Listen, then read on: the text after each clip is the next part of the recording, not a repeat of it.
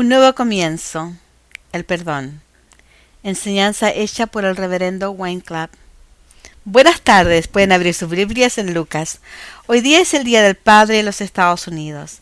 Es un día en que separamos para honrar a nuestros padres y la importancia de los padres para el bienestar de nuestra nación.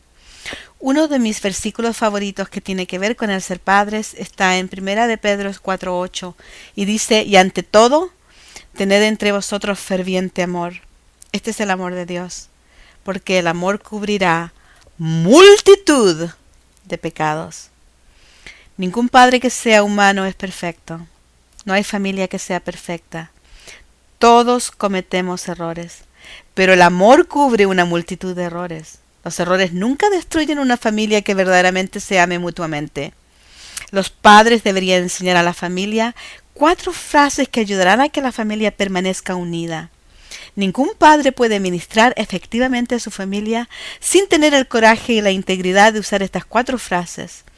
Estas son: estaba equivocado, lo siento, por favor, perdóname y te amo. Una familia en la cual abunde el amor y el perdón tiene todo para florecer. El general Douglas MacArthur sintió la responsabilidad de ser padre e invocó la ayuda de Dios para criar a su hijo. Él escribió una oración que quisiera leerles en esta ocasión. Por supuesto que los hijos crecen para también llegar a ser padres, de modo que esta es también una oración para aquellos que llegarán a ser padres. Se las presento hoy día como una representación del corazón de un padre por sus hijos. Él escribió: fórjame un hijo, Señor, que sea lo suficientemente fuerte como para saber cuándo es débil, lo suficientemente valiente como para enfrentarse a sí mismo cuando tiene miedo, alguien que se sienta orgulloso porque permaneció indomable frente a una honesta derrota y humilde y amable ante la victoria.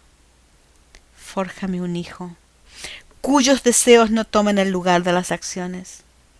Un hijo que te conozca a ti, quien eres manantial del conocimiento. Guíalo, te ruego, por el camino, no por el camino fácil y lleno de comodidades, sino que en el camino que representa retos y desafíos estresantes. Uno que se atreva a enfrentar la tormenta. Permítele que aprenda a tener compasión por aquellos que han caído. Fórjame un hijo cuyo corazón sea cristalino, cuyas metas sean altas. Un hijo que domine con maestría su propio ser, ser antes de buscar tener control de los demás. Uno que se extienda hacia el futuro y a pesar de eso no se olvide del pasado. Y una vez que todo esto le pertenezca, añádele teoro, suficiente sentido del humor, de modo que siempre pueda ser serio sin tener que tomarse a sí mismo con demasiada seriedad. Dale humildad, de modo que siempre recuerde la simplicidad que yace en la verdadera grandeza y una amplitud de mente con verdadera sabiduría, y la mansedumbre que yace en la fuerza verdadera. Y yo, su padre, me atreveré a susurrar que no he vivido en vano. Pero el trabajo y el esfuerzo que ponemos en criar a nuestros hijos en la amonestación del Señor no es nunca en vano. Existen pocas cosas que tendrán un efecto duradero, mucho después de que ya nos hayamos ido. Y cómo fuimos como padres es una de ellas. Por supuesto es algo que hacemos de palabra y de hecho. Toma ambos, instrucción y ejemplo. Les contaré algo trivial, probablemente ya han escuchado la historia. Había un padre que tenía 5 hijos y estaba tan entusiasmado porque quería traerles un juguete nuevo. Y para decidir quién tendría la oportunidad de jugar primero con el juguete, dijo: bien, ¿quién es el más obediente? Aquel que nunca responde mal a la mamá y que hace todas las cosas que la mamá le pide. Esto hizo que dejaran de pelear y que pensaran por un minuto. Y luego de sus deliberaciones volvieron al papá y le dijeron: bueno, papá, tú juega con el primero. Ahora bien, si verdaderamente deseas ser un buen padre, necesitas saber los 10 dichos más importantes de un padre. Estos dichos fueron compilados por mí. Es mi lista. Estos dichos se han ido pasando a través de las generaciones. Los he escuchado en todas partes. Yo no soy el único que los usa. Aquí están. 10. No estaba durmiendo, solo estaba descansando los ojos. 9. Me dolerá más a mí de lo que te va a doler a ti. 8. ¡Cállate! Estoy mirando el partido. 7. No te olvides de chequear el aceite. 6. Tráeme de vuelta todo el sencillo. 5. ¿Por qué deberías saberlo? Pregúntale a tu mamá. 4. No estoy hecho de dinero. O su alternativa. El dinero no crece en árboles. 3. Si vas a ir, sí vas a ir y sí lo vas a pasar bien. 2. Si quieres llorar, yo te voy a dar una buena razón para que llores. Y mi dicho favorito, el número 1. ¿Por qué? Porque yo lo digo. Estos son los 10 dichos principales que los padres necesitan saber. Por favor, ahora tomen sus Biblias y vayan al capítulo 15 de Lucas. Hoy escudriñaremos un pasaje de la Biblia que conocemos como la parábola del Padre que perdona.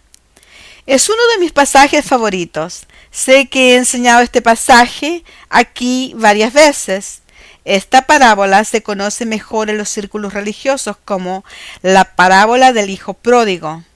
Bueno, pródigo quiere decir extremadamente despilfarrador o extremadamente derrochador.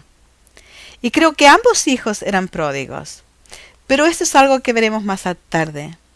Lo que deseo enfatizar hoy día es que no es cuán derrochador el hijo era, sino más bien cuán comprensivo y dispuesto a perdonar estaba el padre.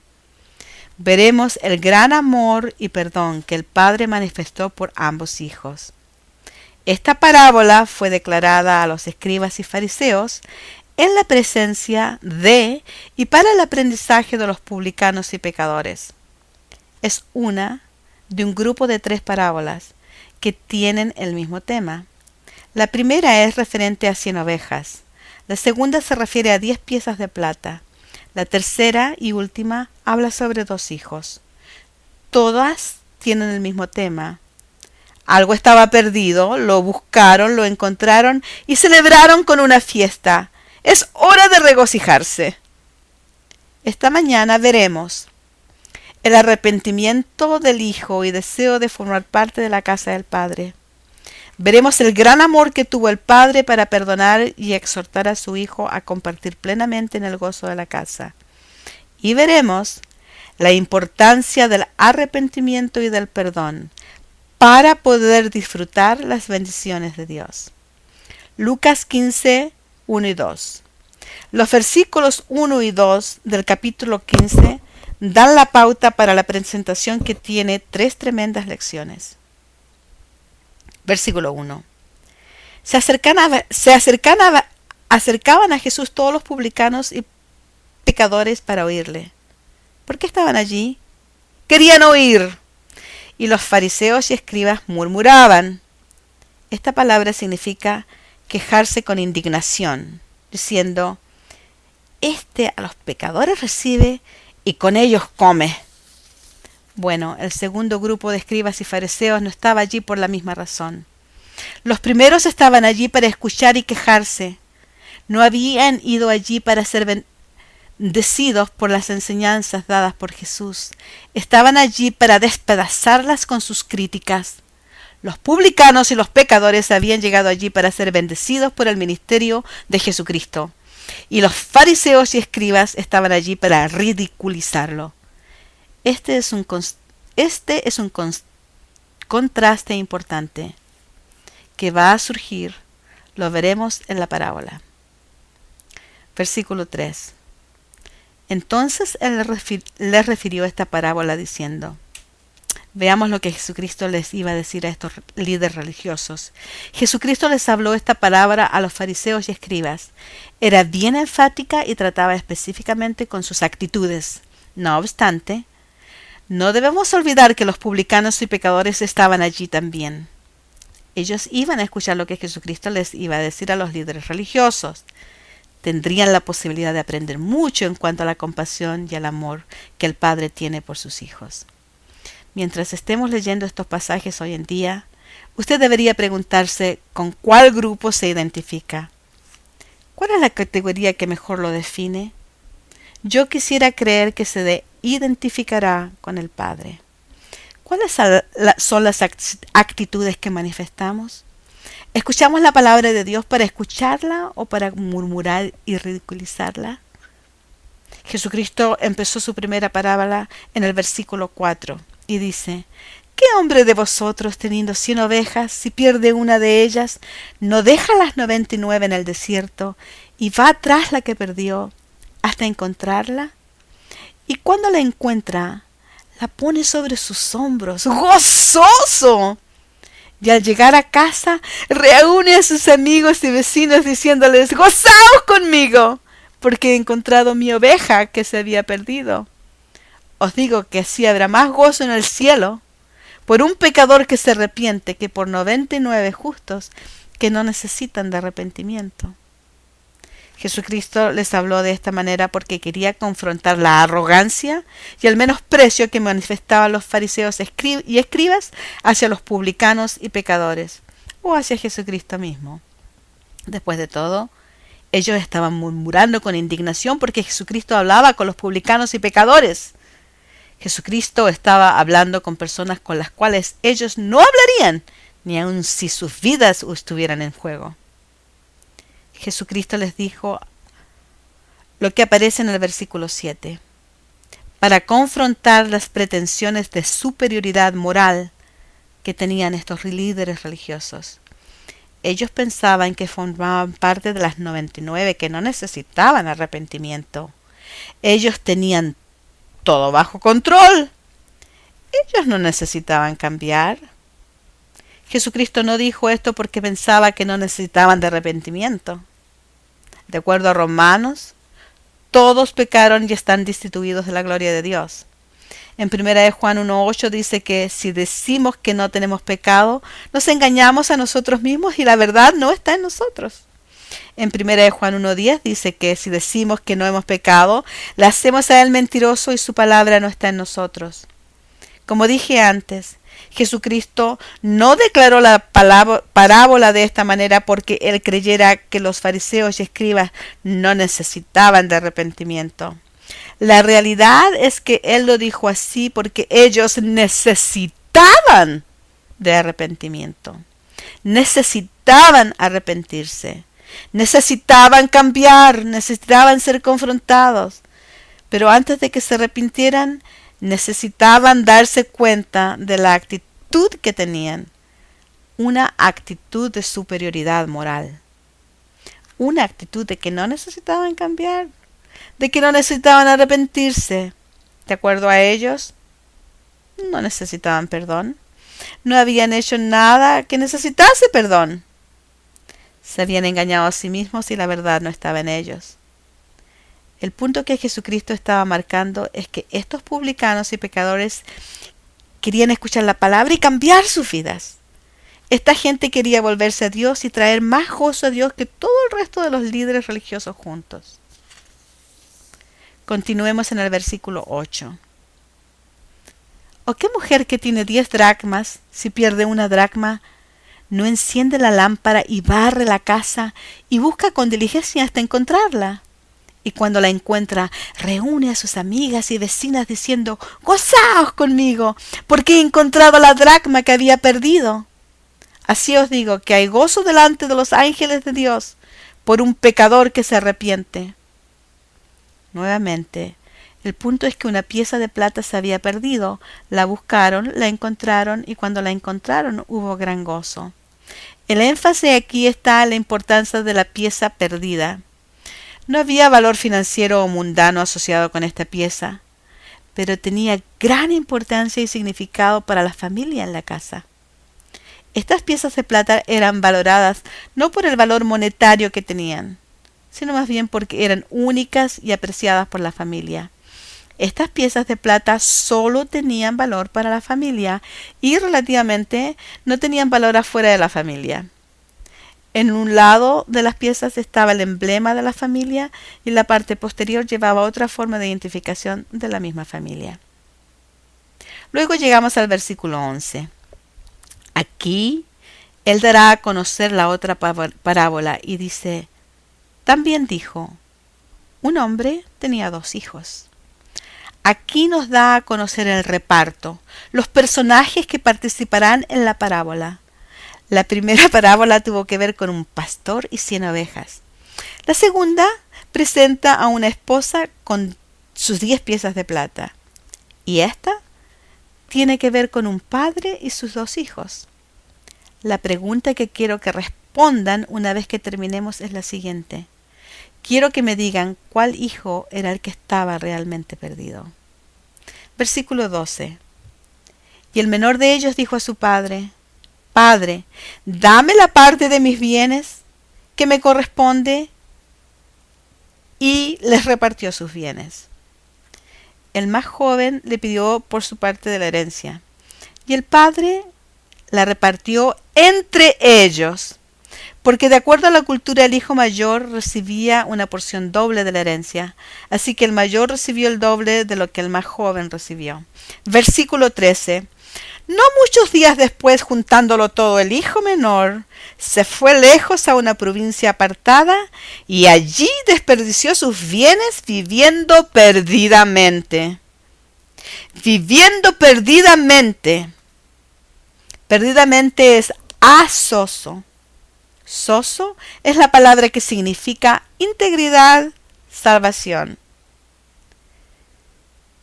Él gastó sin integridad, no fue intachable. El padre había hecho todo lo que podía para desarrollar en ellos esta integridad.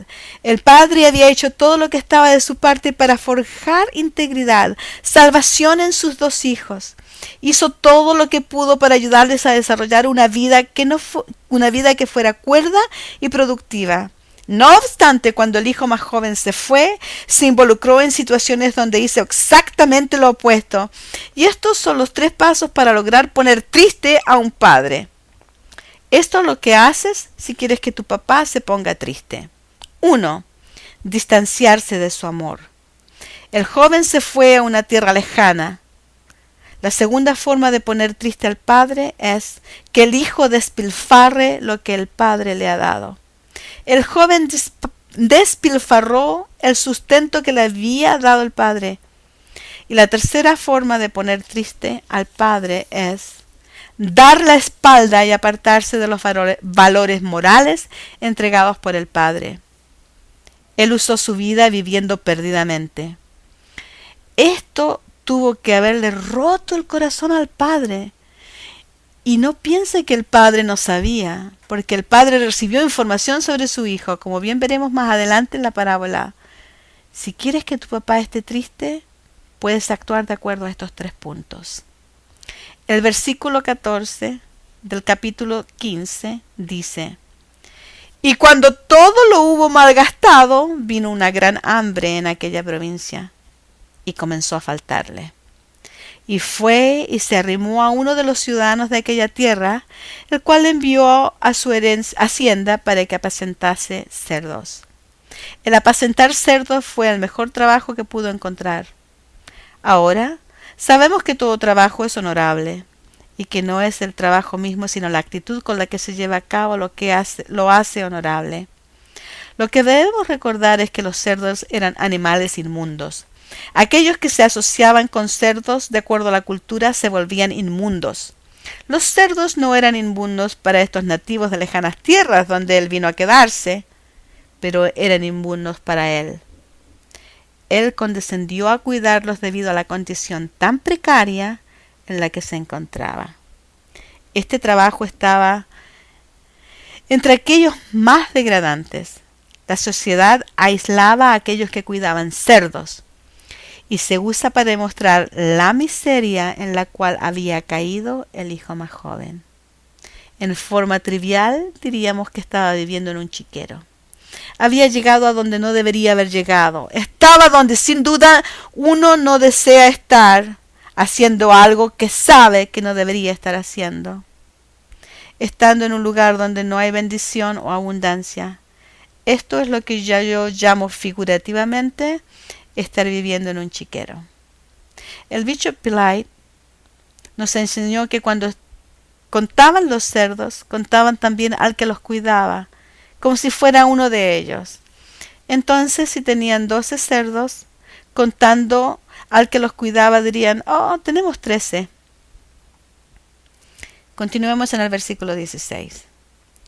Y deseaba llenar su vientre de las algarrobas que comían los cerdos, pero nadie le daba. Habría estado listo para comerse el afrecho. Y aquí aparece esta fantástica frase. Versículo 17. Y volviendo en sí, dijo: ¿cuántos jornaleros en casa de mi padre tienen abundancia de pan, y yo aquí parezco de hambre? Ahora bien, el texto griego añade la palabra aquí. Y yo perezco de hambre aquí. En otras palabras, ¿qué es lo que estoy haciendo aquí? ¿Dónde está la casa de mi padre? ¿Qué es lo que estoy haciendo aquí? Él se hizo a sí mismo esa pregunta. ¿Qué es lo que estoy haciendo aquí? Cuando el hijo se encuentra en tan precarias condiciones, vuelve en sí. A veces, esto es lo que se requiere para que las personas despierten. Es triste que haya tenido que llegar a esto, pero así fue. El momento crucial donde las cosas cambian en la historia es cuando él se da cuenta que aquellos en la casa de su padre están bajo una condición mucho mejor que esta. En todo caso, se requiere más que simplemente darse cuenta. Es necesario que tome la decisión de hacer algo al respecto. El versículo 18 continúa: me levantaré e iré a mi padre y le diré: Padre, he pecado contra el cielo y contra ti. Primero dice, me levantaré. Aquí toma la decisión. Luego vemos la figura polisíndeton, muchas íes. Me levantaré e iré a mi padre y le diré: Padre, he pecado contra el cielo y contra ti. Por supuesto que aquí se usa la figura metonimia, donde se pone el sustantivo cielo para querer decir Dios. Versículo 19. Ya no soy digno de ser llamado tu hijo. Hazme como a uno de tus jornaleros. Él no se sintió lo suficientemente digno como para pedir perdón. Así es como se sentía. Él había honestamente evaluado su vida. Había visto dónde había llegado, dónde había fallado, y quería volver a la casa de su padre. Pero al mismo tiempo no sentía que lo merecía. Quería volver, pero no como hijo, sino más bien como un siervo. Esto era todo por lo que podía creer. Era todo por lo cual podía creer. Esta era la visión que tenía. Su conciencia llena de pecado perturbó su mente y no recordó a su padre con toda claridad. Realmente no sabía qué pensaba de él, su padre, y cuánto le echaba de menos, cuánto ansiaba verlo. Bueno, estas son excelentes intenciones. Él articula sus intenciones con 3 acciones. Así se muestra que su resolución es cabal, completa y sólida. Me levantaré e iré a mi padre y le diré. Y piensa en qué es lo que le va a decir al padre. Pero no solo tomó la resolución. Lo tremendo es que llevó a cabo lo que había resuelto. Muchas personas son derrotadas, no porque no sepan qué hacer, saben qué hacer. Incluso planifican lo que deben llevar a cabo, pero no llevan a cabo el plan. Bueno, este chico lo llevó a cabo. Volvió en sí, tomó una decisión en cuanto a lo que iba a hacer y luego llevó a cabo su plan. Y en el versículo 20 dice, y levantándose vino a su padre. Oiga, esto es fantástico. Primero volvió en sí, ahora vuelve a su padre. Esto es importante. Primero debemos determinar la situación con honestidad, pero a menos que vengamos al Padre, no van a haber cambios, porque es en Él donde está la abundancia, el poder. Es entonces cuando recibimos la ayuda que necesitamos. Esto sucede cuando vamos al Padre. Y cuando aún estaba lejos, dice, lo vio su Padre. Y pronto vamos a ver 5 acciones que el Padre toma, y nuevamente para marcar estas acciones se usa la figura polisíndeton. La primera acción es 1. El Padre lo vio. Estoy segura de que el Hijo no se veía igual a cuando se fue. Estoy seguro que su ropa se veía más vieja y que él se veía un poco más delgado de cuando partió. Me imagino que la imagen era un poco distinta, pero el Padre lo vio. Estaba a la expectativa. Y 2. Tuvo compasión y misericordia. Y 3. Corrió. Y 4. Se echó sobre su hombro, lo abrazó. Y 5. Lo besó. ¡Qué respuesta más calurosa la del Padre! Cuando finalmente el Hijo determina volver, encuentra que su Padre está a la expectativa buscándolo y que él corre hacia él. ¡Qué imagen más hermosa de lo que dice Santiago 4:8! Santiago 4:8 dice, acercaos a Dios y Él se acercará a vosotros. ¡Qué imagen más hermosa! El Hijo decide volver. Y cuando Él aún está lejos, el Padre corre a recibirlo. El Hijo casi no puede creer esta recepción y está tan emocionado que no puede seguir las líneas del libreto que había memorizado. Empieza a repetir las líneas, versículo 21. Y el Hijo le dijo, Padre, he pecado contra el cielo y contra ti, ya no soy digno de ser llamado tu Hijo. Luego hubo un silencio profundo. No me cabe duda que de la emoción no podía hablar. Estoy seguro que las palabras se quedaron pegadas en su garganta. ¿Qué era lo que se suponía que dijera después? Hazme como a uno de tus jornaleros. Nunca logró sacar esas palabras. Está tan conmovido por la compasión del Padre que ni siquiera puede hacer salir las palabras de su garganta. Estoy seguro que las repasó durante todo el camino, pero cuando finalmente llega y comienza a hablar, simplemente no puede terminar. Esta es la figura literaria llamada aposiopesis, que significa silencio repentino. Esta figura aparece muchas veces en los Salmos cuando dice, ¿por cuánto tiempo, oh Dios? Y luego se hace este silencio repentino. Esta figura se usa cuando algo es mejor al imaginarlo que al describirlo. Se usa para llamar nuestra atención a lo que está pasando con el propósito de mellar en nosotros la importancia. ¿Qué es lo que está ocurriendo en el corazón de este hombre? ¿Qué está pasando en el corazón del Hijo? Ha regresado. Llevó a cabo lo que había decidido hacer, pero la aceptación que le muestra el Padre simplemente lo sobrecoge. ¿Cómo se hubiera sentido usted en su lugar? La figura literaria está diseñada para ayudarlo a usted a ponerse en su lugar, para que usted pueda imaginar por lo que está pasando. Es como si, deshecho por el dolor que la pronunciación de esas palabras le ha traído al corazón, no puede continuar y no puede decir el resto de lo que se nos había dicho que él había determinado decir de acuerdo al versículo 19. También demuestra el gozo y la expectativa y el anhelo del Padre de volver a ver a su Hijo y de poder restaurarlo de vuelta a la familia. Por eso es que el padre no esperó a que el hijo ganara su compostura y terminara su declaración. Estoy seguro que el hijo trató, pero el padre no esperó.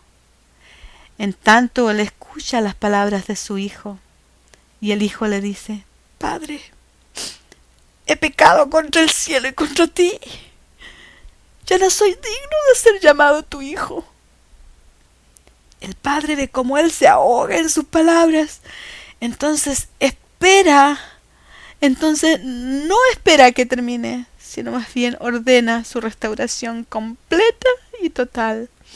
El versículo 22 dice: Pero el padre dijo a sus siervos: y si este libro fuera cualquier otra cosa excepto la Biblia, yo diría que esto es una coincidencia, porque la resolución del hijo consta de 3 ítems. La recepción del padre consta de 5 ítems, y ahora esta parte tiene 8 ítems.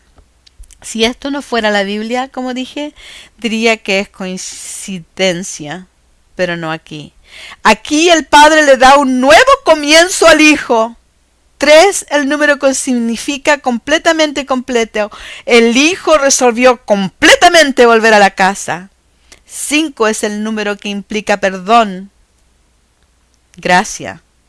El padre demostró su perdón completamente en esas 5 acciones. 8 es el número para un nuevo comienzo, y vemos aquí en estas 8 acciones al padre restaurando a su hijo y dándole un nuevo comienzo en la casa. Pero el padre dijo a sus siervos: 1. Sacad el mejor vestido. 2. Y vestidle. 3. Y poned un anillo en su mano. 4. Y calzado en sus pies. 5. Y traed el becerro gordo. 6. Y matadlo. 7. Y comamos. Y 8. Hagamos fiesta. Estas son las 8 cosas que el padre hace por el hijo. Con estas 8 acciones el hijo obtiene un nuevo comienzo. El padre lo acepta de vuelta, lo restituye en la casa y luego celebra con una tremenda fiesta. El mejor vestido, de acuerdo a la Biblia amplificada, se refiere al vestido dado al miembro de honor en la fiesta. Se llamaba el vestido de gala. Este vestido honraba a la persona que lo vestía. Josué, el sumo sacerdote, fue honrado con este vestido. También José fue honrado de esta manera. Y tiene un significado que implica absolución y perdón.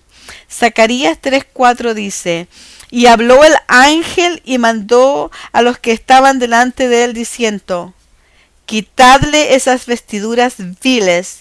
Y a él le dijo: mira que he quitado de ti tu pecado y te he hecho vestir de ropas de gala. Esto es lo que el padre estaba haciendo por el hijo. Al final del libro de Lucas tenemos la promesa de ser vestidos con poder desde lo alto. En el nuevo nacimiento se nos da figurativamente el vestido de gala, una vestidura de justicia. Cuando el padre le dio al hijo estas vestiduras de gala, el hijo supo que el padre lo había perdonado. No solo alguien le trajo el vestido, sino que también alguien lo vistió. Y así se estableció el perdón. El anillo que se le puso en la mano era el anillo con el cual la familia firmaba. Esto le devolvía la autoridad para llevar a cabo las transacciones de la familia. La falta de calzado era una desgracia e indicaba confiscación de las tierras y de la herencia. El padre ordenó que se le pusiera el calzado, indicando así que él tenía derecho a la tierra y al regreso de su herencia. Y entonces se le trajo el becerro gordo, y se mató en su honor para llevar a cabo las festividades del banquete. Este animal se reservaba para ocasiones muy especiales, y la última orden fue que estuvieran gozosos.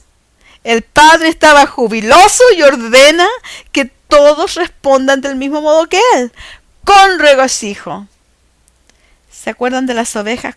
¿Cómo los ángeles del cielo se regocijaban? El padre le estaba ordenando a todos que respondieran del mismo modo. Cada una de las 8 órdenes están enlazadas con una I, y esto las hace a cada una de ellas importante. Luego sigue el versículo 24. Este versículo es otra figura literaria, eutiología. Esta figura da la causa. ¿Por qué? ¿Por qué armó este tremendo alboroto? Porque mi hijo era muerto y ha revivido. Se había perdido y es hallado. Y comenzaron a regocijarse. Tuvieron una inmensa fiesta y se regocijaron. Y aquí los 3 pasos que hacen a un papá feliz. Vimos lo que hace a un papá triste, ahora veremos lo que hace a un papá feliz. Buscar su compañía. Él vino a su padre. Respetar su autoridad. Él dijo, he pecado contra el cielo y contra ti. Responder a su amor. Se regocijó junto a su padre. El padre ordenó y él hizo lo que el padre dijo. En el Salmo 103 pueden ir allí, pero por ahora, ¿qué cambió desde el versículo 14? En el versículo 14 había comenzado a faltarle y ahora comenzaron a regocijarse. Hasta ahora el drama gira en torno a lo que ha estado sucediendo entre el hijo menor y el padre. El hijo ha determinado a regresar, el padre no envió a alguien para obligarlo a volver, pero estaba esperando que volviera y estaba a la expectativa de su regreso. El padre respondió con tanta gracia y tanto amor y con tanto perdón. ¡Qué demostración de lo que significa perdonar y restaurar! Este padre sin duda que representa a nuestro Padre Celestial. En el Salmo 103, versículos 10 al 12 dice, hablando de nuestro Padre Celestial, no ha hecho con nosotros conforme a nuestras iniquidades, ni nos ha pagado conforme a nuestros pecados. Porque como la altura de los cielos sobre la tierra engrandeció su misericordia sobre los que le temen, respetan. Cuanto está lejos el oriente del occidente, hizo alejar de nosotros nuestras rebeliones. Jeremías 31:34 dice, y no enseñará más ninguno a su prójimo, ni ninguno a su hermano, diciendo, conoce a Jehová, porque todos me conocerán, desde el más pequeño de ellos hasta el más grande, dice Jehová, porque perdonaré la maldad de ellos, y no me acordaré más de su pecado. Qué tremendo ejemplo para nosotros, en cómo deberíamos tratarnos los unos a los otros. Efesios 4:22 dice, antes sed benignos unos con otros, misericordiosos, perdonándoos unos a otros, como también Dios os perdonó a vosotros en Cristo Jesús. ¿Dejó la parábola una huella en sus pensamientos? ¿Han visto lo que ha acontecido entre el Padre y el Hijo? ¿Qué ejemplo pone esto enfrente de nosotros? ¿Qué cuadro más brillante el que pinta de un Padre Celestial lleno de misericordia y de perdón? Una vez más vemos que el tema se repite. Uno que se había perdido, se le buscó, se le encontró, y hay por ello gran regocijo. El Padre, sin duda, nos ha pintado una imagen de cómo nosotros deberíamos cuidar por nuestras propias familias. ¿Representamos el corazón lleno de perdón y misericordia del Padre Celestial en nuestras familias? Bueno, la parábola aún no ha terminado. ¿Recuerdan los fariseos y los escribas que pensaban que ellos estaban dentro de los 99 y que no necesitaban arrepentimiento? ¿Pero no eran en realidad ellos las almas perdidas? Esta parábola tiene un epílogo singular. Jesucristo acaba de presentarles 3 espléndidos ejemplos. Pero ¿han ya los fariseos y escribas caído en cuenta? ¿Comprendido lo que verdaderamente está sucediendo? En los últimos 8 versículos de la parábola, Jesucristo tiene una lección muy pertinente para ellos. El versículo 25 dice, y su hijo mayor estaba en el campo, y cuando vino y llegó cerca de la casa, oyó la música y las danzas. Como bien sabemos, se estaba organizando una fiesta. Versículo 26. Y llamando a uno de los criados le preguntó qué era aquello. Él le dijo, tu hermano ha venido y tu padre ha hecho matar el becerro gordo por haberle recibido bueno y sano. Entonces, este es el hijo mayor, se enojó y no quería entrar. Salió por lo tanto su padre y le rogaba que entrase. El hermano mayor se enojó porque juzgó a su hermano, rehusó seguir la dirección de su padre y la orden de regocijarse. Note que la actitud que tiene contra su hermano pone una barrera entre él y su padre. Esto sucede tan a menudo, ya que él ha determinado mirar a su hermano bajo un prisma de condenación y desaprobación. Sin deseo de perdonar, se edificó una muralla entre él y el padre. Ahora el padre da la directiva de que deben regocijarse, pero el hijo no quiere obedecer. No lo quiere hacer. No quiere hacer lo que el padre está pidiendo. Estaba en desacuerdo con el amor y el perdón que su padre le había extendido al hermano, que no lo merecía. Pero el padre tampoco ignora este comportamiento desobediente del hijo. Por el contrario, ahora él se extiende con la misma compasión hacia el hijo mayor y lo trata del mismo modo que trató al más joven. Versículo 29. Mas él respondiendo dijo al padre, he aquí tantos años te he servido, no habiéndote desobedecido jamás. ¿A quién se parece el hijo ahora? ¿Cómo quién suena? ¿Suena como los fariseos? Sin duda que suena como los fariseos. Yo nunca cometí un error. Yo soy uno de los 99 que no necesita de arrepentimiento. Y mira, yo he estado aquí todo este tiempo. Los fariseos diezmaban el eneldo y el comino. Hacían todas las cositas que se suponían que hicieran. Pero sus corazones frente a Dios no eran correctos. No comerían con los pecadores y publicanos. No se extenderían hacia estas personas. En lugar de amar a estas personas e invitarlas a formar parte de su vida, las excluían. Y cuando uno edifica una muralla entre hermanos, también va a edificar una muralla entre uno y el Padre. Observaban el ministerio de Jesucristo, uno de liberación y sanidad, y se rehusaban a regocijarse con ellos. Por supuesto, no lo podían duplicar. No podían ver a la gente disfrutando de la vida. Aquellos que estaban recibiendo de Jesucristo estaban felices. Estos publicanos y pecadores estaban disfrutando de la vida, estaban bendecidos, estaban emocionados de poder sentarse a los pies de Jesús. Están emocionados de poder escuchar la palabra que Él les estaba enseñando. No los fariseos. Estos culpaban a Dios por la miseria por la cual tenían que pasar de día en día. Y nunca me has dado ni un cabrito para gozarme con mis amigos. Esto es lo que la religión hace por la gente. Sirven por años, pero nunca están felices por hacerlo.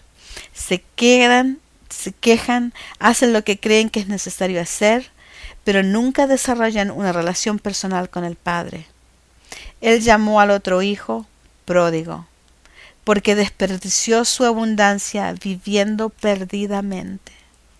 El hijo mayor perdió su tiempo y su vida sirviendo en la casa de su padre, sin haber aprendido a conocer el corazón del padre. Se quejó del tratamiento amoroso que el padre le brindó al hijo pródigo, porque nunca realmente entendió el amor que el padre tenía por toda su familia. Ciertísimamente nunca aprendió a desarrollar ese tipo de amor él mismo. Versículo 30. El versículo 30 dice: pero cuando vino tu hijo, note que no dice mi hermano, dice tu hijo, que ha consumido tus bienes con rameras, has hecho matar para él el becerro gordo. Bueno, aquí lo tienen, quejándose frente al padre. Lo bueno es que por lo menos se quejó al padre, porque va a recibir respuesta. Es al padre donde debemos ir si tenemos una queja. Bueno, el hijo obtuvo su respuesta. Versículo 31. Entonces él entonces le dijo hijo. Y esta es la palabra griega teknon. Aún lo llamó un teknon, un hijo muy querido. Él utilizó la palabra que expresa el cariño que se le tiene a un hijo muy querido. ¿Estaba este hijo en comunión con su padre? ¿Estaba él haciendo todo lo que el padre había pedido? No, pero así y todo, se me había dicho en el pasado que para poder ser un teknon yo tenía que hacerlo todo perfecto. De este modo yo podría ganarme ese apelativo. Este hombre no se lo ganó. El padre simplemente se lo confirió. Hijo, tú siempre estás conmigo y todas mis cosas son tuyas. Cuando formamos parte de la casa, Él dice que todo lo que Él tiene es nuestro. ¡Qué tremenda abundancia la que tenemos! Todo lo que tengo es tuyo. Debería haber disfrutado de las bendiciones a lo largo de todo el camino. Si este hijo no estaba disfrutando de las bendiciones, fue por su propia culpa. Si quieres tener una fiesta, ten una fiesta. No acuses a Dios porque te sientes miserable. No es su culpa. Nos lo ha hecho todo disponible. Tenemos que usarlo. ¿Qué celos tenía el hijo mayor por su hermano debido a la forma en que lo había tratado el padre? Recuerde que era también el corazón del padre incluir a este hijo en la celebración. El hijo mayor se debería haber regocijado con ellos. Se suponía que esto fuera un asunto que involucrara a toda la familia. Con todo lo que Job pasó, nunca acusó a Dios de injusticia. Nunca culpó a Dios por lo que le pasó. Aun cuando todos los demás le estaban diciendo que Dios le había hecho esto porque él era un tan pecaminoso, Job siempre rehusó aceptar la evaluación que ellos habían hecho de la situación. Él sabía que Dios nunca haría algo así, porque Dios es bueno siempre. Lo que los fariseos y escribas estaban diciendo fundamentalmente es que Dios estaba equivocado, debido a la forma en que Jesucristo vivió y amó.